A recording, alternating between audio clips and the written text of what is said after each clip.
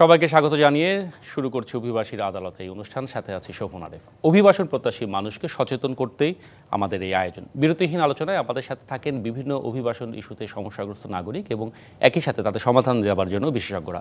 অভিবাসন প্রত্যাশী প্রতারিত ব্যক্তির সমাধান পাওয়ার ক্ষেত্রে সালিশ বা মেডিয়েশন বা আরবিট্রেশন অত্যন্ত গুরুত্বপূর্ণ ভূমিকা রেখে থাকে।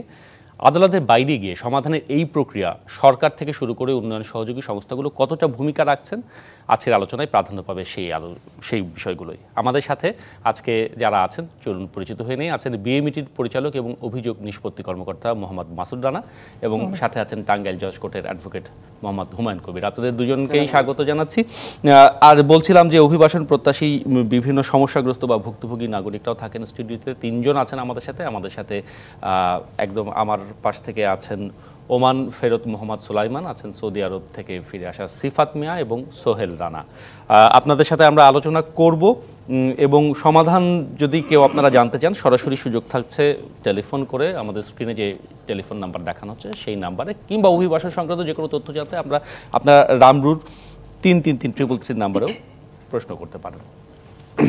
আমরা আলোচনায় শুরু করতে চাই। মোহাম্মদ মাসুদ রানা, আপনাকে স্বাগত জানাচ্ছি। আমরা জানি যে মেডিয়েশন কিংবা এক ধরনের সালিশ, যেটি আসলে মূল আদালতের বাইরে গিয়েও অভিবাসন প্রত্যাশীরা প্রত্যাশা করে থাকেন যে তাদের সমস্যার সমাধান হন, সেইটি আসলে কতখানি ভূমিকা রাখে এই ধরনের সমস্যার ক্ষেত্রে? শুরুতে যদি একটু সংক্ষেপে জানান আমাদের। ধন্যবাদ আপনাকে। আপনারা জানেন যে আসলে যেহেতু আপনার অনুষ্ঠানটার নামও অভিবাসীর আদালত এবং আদালতের সাথে আইনের একটা বড় ভূমিকা রয়েছে, এবং আমাদের যে আইনটি বৈদেশিক কর্মসংস্থান এবং অভিবাসী আইন, এই আইনটির প্রথমেই আসলে অভিবাসীদের উপরে গুরুত্ব দেওয়া হয়েছে, নট অভিবাসন। এবং আইনের শুরুতেই যেই বিষয়গুলোকে এখানে নিয়ে আসা হয়েছে সেটা হলো যে অভিবাসী কর্মী এবং তাদের পরিবারের সদস্যদের সুরক্ষার জন্যই উদ্দেশ্য পূরণকল্পেই এই আইনটি প্রণয়ন করা হয়েছে। এবং আইনে আমাদের অভিবাসী কর্মীদেরকে প্রতিকার দেওয়ার জন্য 3টি বিষয়কে সুস্পষ্টভাবে এখানে নিয়ে আসা হয়েছে। একটি হলো তাকে যুক্তিসঙ্গত যে কোনো আইনগত অধিকার 27 ধারায় যেটা বলেছে আইনের, যে 27 ধারায় যে তিনি যুক্তিসঙ্গত আইনগত প্রতিকার পাবেন। এবং 28 ধারায় একটা ইম্পর্টেন্ট বিষয় নিয়ে এসেছে যে তিনি ফৌজদারি মামলা দায়েরের অধিকারকে ক্ষুণ্ণ না করে দেওয়ানি মামলা দায়ের করতে পারবেন। অর্থাৎ একজন ক্ষতিগ্রস্ত ব্যক্তি একই সাথে তিনি ফৌজদারি অপরাধের জন্য ফৌজদারি মামলা এবং দেওয়ানি অধিকারের জন্য তিনি দেওয়ানি মামলা দায়ের করতে পারবেন।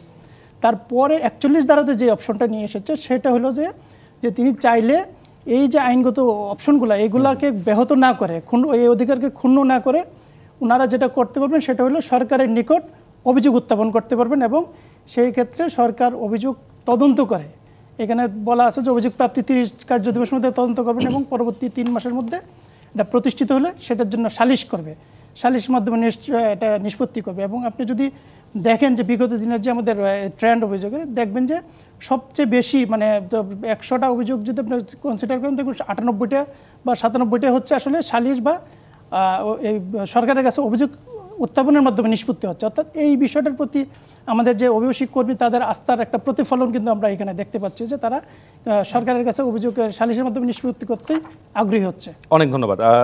শুরুটা আপনি চমৎকারভাবে একটা প্রেক্ষাপট বর্ণনা করেছেন। আমি ভুক্তভোগী যারা আছেন তাদের কাছে যাবার আগে অ্যাডভোকেট হুমায়ুন কবির খুব সংক্ষেপে বলবেন যে মানুষের আসলে প্রবণতাটা কি, আদালতে যাবার ক্ষেত্রে মানুষ যারা ভুক্তভোগী হন, ক্ষতিগ্রস্ত হন, তারা সাধারণত কি করেন? আপনি তো আদালত অঙ্কনের অভিজ্ঞতা দীর্ঘ। আপনাকে ধন্যবাদ। সে সাথে ধন্যবাদ জানাচ্ছি সহালোচক জনাব মোহাম্মদ মাসুদ রানা।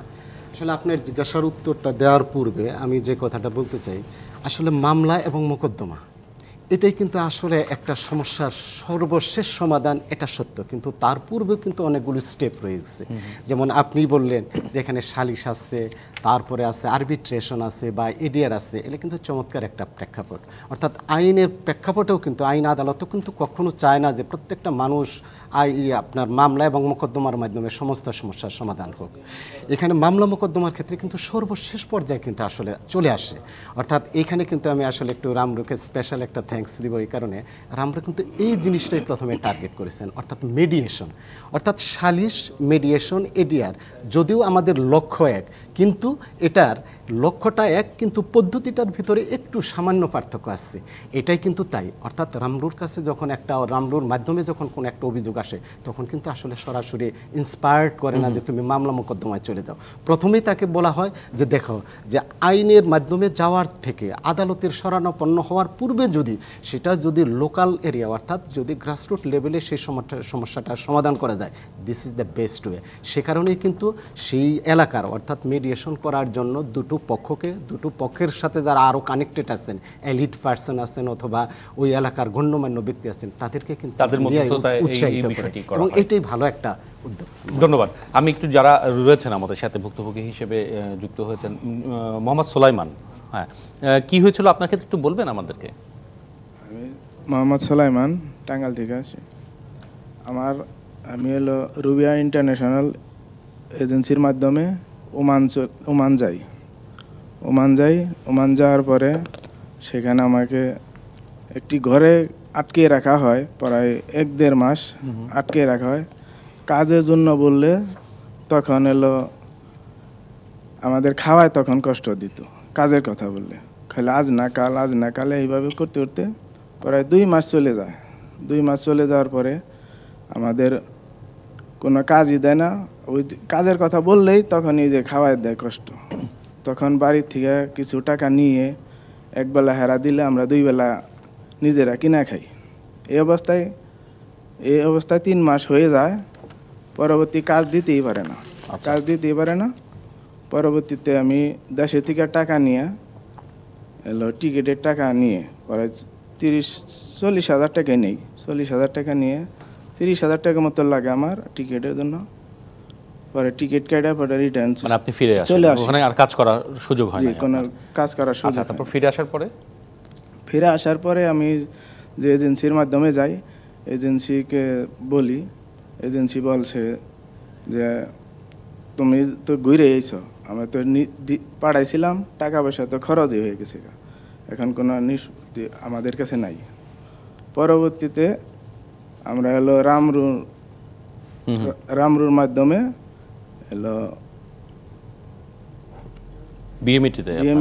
বিএমইটিতে একটি অভিযোগ জানাই। আচ্ছা, অভিযোগ জানানোর পরে আমাকে পরে ডাকা হয়। ডাকলে বারা পরে আমি আসলে বারা পরবর্তী এজেন্সিও আসে। এজেন্সি বলে যে আমরা বৈশা একটা নিষ্পত্তি করব। পরে তারপরেও নিষ্পত্তি হয় না, অল্প টাকা দিতে চায়। পরে আমি নিষ্পত্তি হই নাই। পরবর্তীতে মামলা আবার মন্ত্রণালয় চলে যায়। পরে শিবলি সাদিক স্যার পরে আবার আমাদের ডাকছে। পরবর্তীতে আপনি কোনো ক্ষতিপূরণ পেয়েছিলেন? পরবর্তীতে শিবলি সাদিক স্যার পরবর্তীতে ডাকছিল, পরে এখানে আইসা নিষ্পত্তি হয়েছিল। আচ্ছা, মানে আপনাকে আদালতে যেতে হয়নি, আপনি ক্ষতিপূরণের টাকা পেয়েছেন। জি, ধন্যবাদ। মোহাম্মদ সোলাইমান যেটি বললেন, জনাব মোহাম্মদ মাসুদ রানা, মানে এইটা তো আসলে বিএমইটি কি সবসময় ঢাকাতেই এই যে নিষ্পত্তির কার্যক্রমটি পরিচালনা করে, নাকি আসলে ঢাকার বাইরেও তাদের কার্যক্রম রয়েছে?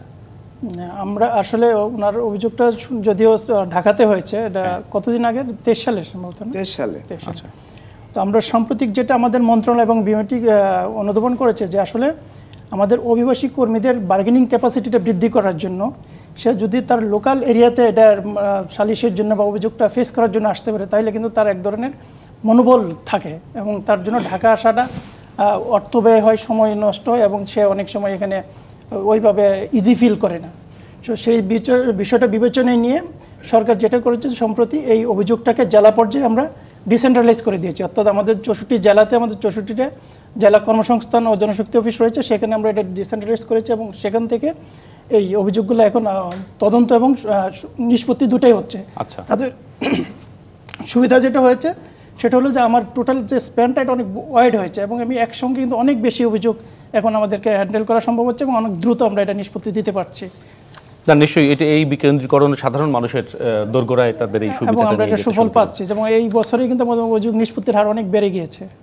ধন্যবাদ জনাব মাসুদ রানা। আমি আসবো অ্যাডভোকেট হুমায়ুন কবির, তার আগে আরেকজনের সাথে একটু কথা বলে আসতে চাই। আপনি যদি মাইক্রোফোনটা দেন আমাকে, আপনার নামটি বলবেন এবং কোথায় গিয়েছিলেন, কি হয়েছিল একটু জানাবেন সংক্ষেপে।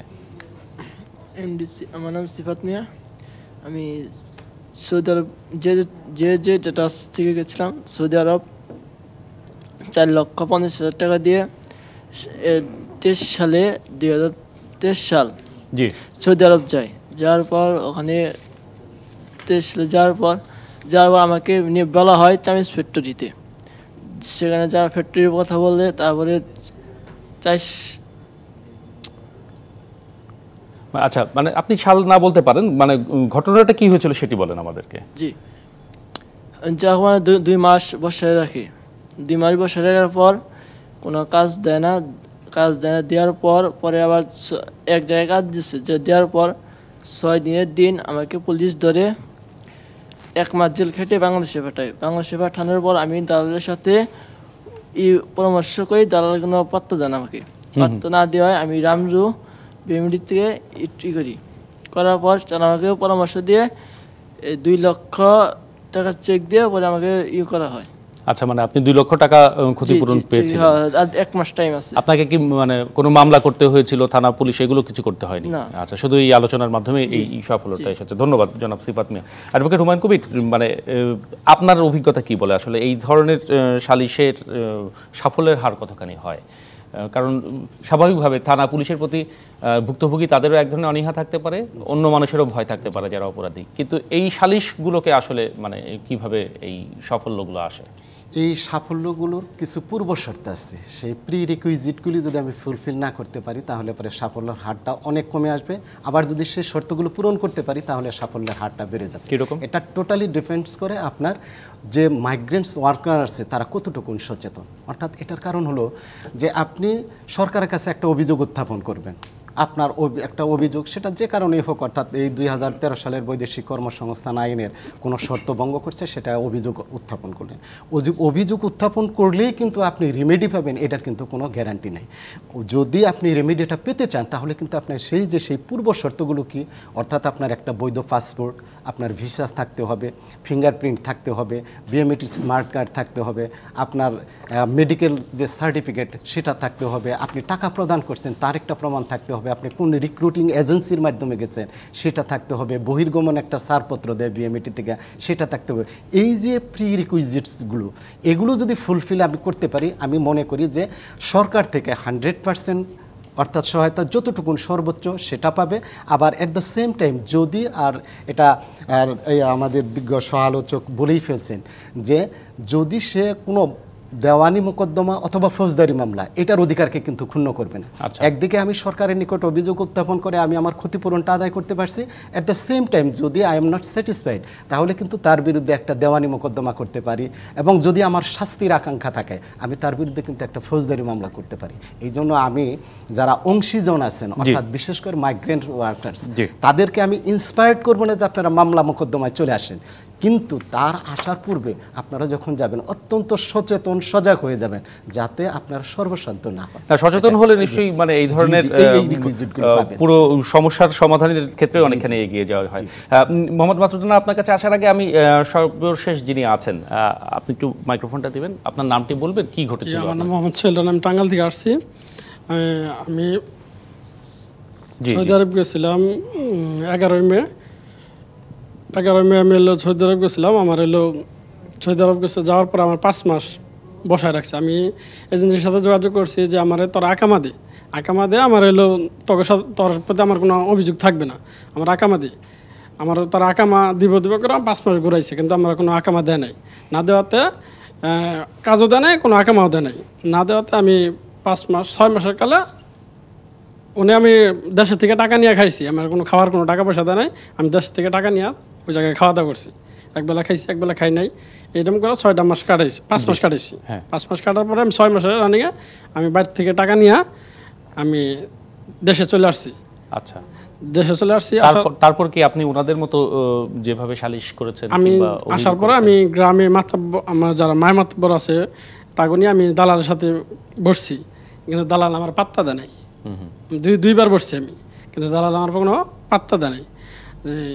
কিছু বললে তারা আমার হুমকি দিচ্ছে যে এরকম টাকা পয়সা দিতে পারবো নাকি, এরকম করছে। টাকা লেনদেনের রসিদ ছিল আপনার কাছে? মানে লেনদেন করছেন কোনো? না, লেনদেন করছি এমনি কোনো রসিদ আসল না, যে একজন গ্রামের লোকজন আসছিল কি কত টাকা দিয়েছিলেন আপনি? আমি দিয়েছিলাম হলো 5,80,000 টাকা। আমার সৌদি আরবে টলিম্যান এয়ারপোর্টে টলিম্যানের কথা বলছিল, কাজ বলছিল 600 টাকা 600 রিয়াল বেতন দিব। আচ্ছা, মোহাম্মদ মাসুদ, এক্ষেত্রে ওনার আসলে এখন কি করণীয়? আচ্ছা, এই ক্ষেত্রে মানে ওনাকে আমি জিজ্ঞেস করে যেটুকু বুঝলাম যে উনি যে আসলে দেখেন মানে বড় চ্যালেঞ্জের জায়গাটা যেটা হয় সেটা আপনি কোর্টে যান আর আপনি সালিশেই যান প্রচলিত, সেটা হলো প্রমাণও। কারণ ওনার যে অভিযোগটা উনি করছেন, অভিযোগটা হয়তো যথার্থতা ওনার সবই ঠিক আছে, কিন্তু যখন আপনি একটা ট্রায়ালে যাবেন, শুনানিতে যাবেন, তখন কিন্তু এভিডেন্স দিয়ে প্রমাণ করতে হয়। ওনার সবচেয়ে দুর্বল জায়গা যেটা আমরা 3টা অভিযোগই শুনলাম, তাদের কারো হাতে আসলে ওই যে অর্থ লেনদেন করেছে দালালের সাথে, সেক্ষেত্রে কিন্তু ওনাদের এই প্রমাণকটা আসলে নাই। সাধারণত এই যে দালাল শ্রেণী যারা আছেন তাদের সাথে এক ধরনের গোপন এবং দালাল শ্রেণী কিন্তু আসলে তাদের যে খুব অপরিচিত মুখ থাকে, বিষয়টা ওইরকম না। যখন সে বিপদে পড়ে তখনই সে অপরিচিত হয়ে যায়, আদারওয়াইজ কিন্তু তার খুব নিকটজন হিসেবে থাকে। তো সেক্ষেত্রে আমরা ইতিমধ্যে এই কেসটা আমরা খোঁজ নিয়েছি এবং দেখেছি যে এটা শুনানি হয়েছে এবং শুনানি শেষে অভিযোগের সত্যতা প্রমাণিত হয়েছে এবং 3জন দালাল, মানে তার সাথে 3জন দালাল সম্পৃক্ত দেখলাম কেস স্টাডিতে। 3জন দালাল এবং রিক্রুটিং এজেন্সিকে দোষী সাব্যস্ত করে প্রতিবেদন সাবমিট করেছে। এখন নিয়ম অনুযায়ী আমরা এটা রিক্রুটিং এজেন্সিকে এটা নিষ্পত্তির জন্য 10 দিন সময় দিব তাকে দেওয়ার জন্য। যদি সেটা না করে সেক্ষেত্রে আপনারা জানেন যে প্রত্যেকটা রিক্রুটিং এজেন্সির সরকারের নিকট একটা জামানত থাকে এবং আমরা তার বিরুদ্ধে আইন অনুযায়ী যে বৈদেশিক কর্মসংস্থান ও অভিষেক আইনের ধারা 41 ধারা অনুযায়ী আমরা তাকে শাস্তি আরোপ করতে পারি। তো সেই জন্য যদি সে এটা নিষ্পত্তি না করে তখন আমরা ওই ক্ষমতা অনুযায়ী এটা মন্ত্রণালয়কে আমরা রেফার করবো তার বিরুদ্ধে প্রয়োজনীয় ব্যবস্থা নেওয়ার জন্য, এবং সে এখান থেকে প্রতিকার পাবে ডেফিনেটলি, যেহেতু তার অভিযোগটা প্রতিষ্ঠিত হয়েছে এবং সেই ক্ষেত্রে তার এখান থেকে ক্ষতিপূরণ পাওয়ার সুযোগ তৈরি হয়েছে। তবে আমি আবারও যেটা বলবো যে এই মেসেজটা আমি আপনাদের মাধ্যমে সবাইকে দিতে চাই যে আপনারা জেনে বুঝে বিদেশ যাবেন এবং অবশ্যই যার সাথে লেনদেন করছেন তার একটা প্রমাণক, ন্যূনতম প্রমাণক আপনারা সংরক্ষণ করবেন। কেননা এটা থাকলে আপনার শতভাগ ক্ষেত্রে আপনার প্রতিকার পাওয়া সহজ হয়। কারণ আমরা কিন্তু পাসপোর্ট নাম্বার দিয়ে বুঝতে পারি কোন রিক্রুটিং যেহেতু একটা কম্প্রিহেনসিভ ডাটাবেজ আছে, কোন রিক্রুটিং এজেন্সির মধ্যে কত তারিখ সে গিয়েছে, এটা কিন্তু আমরা সহজে বের করতে পারি। কিন্তু চ্যালেঞ্জের জায়গাটা হলো যে কত টাকা আসলে লেনদেন হয়েছে সেটা নিরূপণ, সেই জায়গাটি আসলে সকলের সচেতন হওয়ার প্রয়োজন রয়েছে। ধন্যবাদ। অ্যাডভোকেট হুমায়ুন কবির, আপনি যেহেতু টাঙ্গাইল জজ কোর্টে দীর্ঘদিন কাজ করছেন, জেলা পর্যায়ে নিশ্চয়ই এরকম অনেকেই আসেন যাদের কাছে কোনো কাগজপত্র থাকেন না, কিংবা আমরা যেটা অবৈধ অভিবাসন বলি, এই ধরনের সংখ্যাও নিশ্চয়ই সারা দেশে খুব একটা কম না।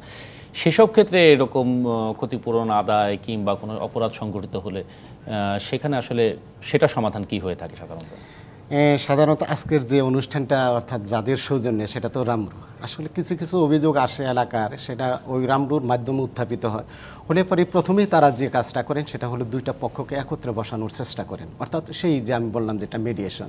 এই ক্ষেত্রেও আমি যেহেতু পলিসি মেকারের হিসাবে সরকারের একটা বড় হাই একটা পোস্ট যেহেতু জনাব মাসুদ রানা স্যার হোল্ড করেন, আমরা অত্যন্ত বিনীতভাবে যে উপস্থাপনটা রাখবো যে যেহেতু বিকেন্দ্রীকরণের প্রশ্ন আসতেছে, সেহেতু একটা ডিস্ট্রিক্টে কিন্তু বিশাল একটা এরিয়া নিয়ে যে দেখা যায় যে যদি থানা পর্যায়ে যদি চলে যাওয়া যায়, অর্থাৎ বিভিন্ন যে প্রতিষ্ঠানগুলো আছে যারা একটা সহায়ক শক্তি হিসাবে কাজ করতেছে তাদের সাথে একটা লিয়াজো মেনটেন করে যদি অর্থাৎ এই সালিসি প্রক্রিয়াটাকে আরও গ্রাসরুট লেভেলে নিয়ে যায়, সেটা হলো বেস্ট। আর আমি যেটা বলবো সেটা হলো যে মামলা মোকদ্দমার ক্ষেত্রে আসলে তো আমরা আসলে খুব একটা এনকারেজ করি না। তারপরেও যখন এই ধরনের মামলাগুলো দায়ের হয় লার্নেড কোর্টে, লার্নেড কোর্ট কিন্তু তখন একটা তদন্ত দেয়, আর তদন্তের সময় কিন্তু আমরা ডেমোকেই আসলে আমরা প্রায়োরিটিটা দিয়ে যাচ্ছি। এবং সেই তদন্তে ডেমো থেকে যদি কোনো একজন অফিসার যায় তাহলে পরে তাদের কাছে যে কিছু কিছু টেকনিক্যাল পয়েন্টগুলো আছে সেখানে ধরলে দালাল অনেকটা নরম হয়ে আসে, এবং সেটাও আমার মনে হয় যে একটা ভালো একটা কাজ করে আর কি এই মামলাগুলো। অনেক ধন্যবাদ। টেলিফোনে একজন দর্শক আছেন আমাদের সাথে, আমরা তার প্রশ্নটি শুনে সমাধান দেওয়ার চেষ্টা করব। কে আছেন পরিচয় দিয়ে যদি আপনার প্রশ্নটি কিংবা যে বক্তব্যটি রাখতে চান। হ্যাঁ, আসসালামু আলাইকুম। জি বলুন। ওয়ালাইকুম আসসালাম। আমি হাফিজুর রহমান বলছি, সৌদি প্রবাসী, সৌদি দাম্মামে থাকি ভাই। জি বলুন হাফিজুর রহমান সাহেব। আমার প্রশ্নটা হচ্ছে যে আমাদের দেশের থেকে যে কর্মী বর্তমান মধ্যপ্রাচ্যে বিশেষ করে সৌদিতে যেতেছে, আমরা শুনতে পাচ্ছি, আপনি প্রশ্নটি করুন, আপনি আপনার প্রশ্নটি সম্পূর্ণ করুন। ওকে, তো বিষয়টা হচ্ছে যে আমাদের এই লোকজন যে যাচ্ছে, আসলে আমাদের দেশে কর্মী যখন পাঠানো হয় তখন এরা বেশিরভাগই হচ্ছিল যে মানে কোনো থাকে না, অভিজ্ঞ না, অনভিজ্ঞ লোকগুলো যাচ্ছে। তো এই লোকগুলো যাওয়ার পরে তাদের ইকামা হয় না, এমনকি ইকামা হইতেছে, ইকামা থাকা অবস্থায় দেশে পাঠিয়ে দিচ্ছে, নিজের চোখে দেখতেছি আমি এগুলা। ঠিক আছে, এই এই লোকগুলো মনে করেন সর্বোচ্চ হারিয়ে দেশে চলে, আমাদের অ্যাম্বাসিডর কি পদক্ষেপ নিতেছে? প্রশ্ন নাম্বার 1। খুবই চমৎকার প্রশ্ন করেছেন জনাব হাফিজুর রহমান, ধন্যবাদ আপনাকে।